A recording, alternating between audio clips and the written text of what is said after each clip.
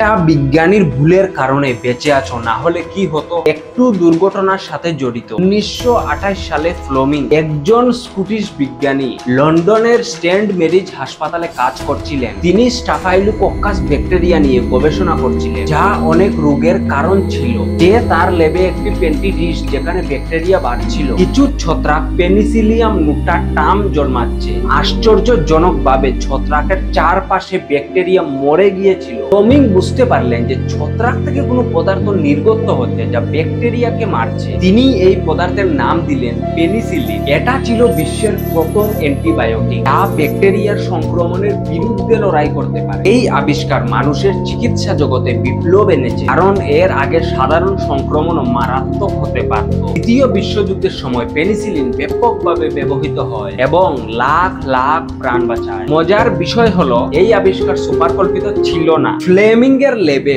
Panty dish ভুলবশত খোলা রাখা ছিল, আর ছত্রাকের স্পার বাতাস থেকে এসে পড়েছে। আর তীক্ষ্ণ পর্যবেক্ষণ আর কৌতূহলী এই দুর্ঘটনাকে বিশ্বের অন্যতম গুরুত্বপূর্ণ আবিষ্কারের রূপ দিয়েছে। 1945 সালে আলেকজান্ডার ফ্লেমিং এই কাজের জন্য নোবেল পুরস্কার পান। এমন কিছু ফ্যাক্ট ভিডিও যদি চাও তাহলে লাইক সাবস্ক্রাইব করে যাও।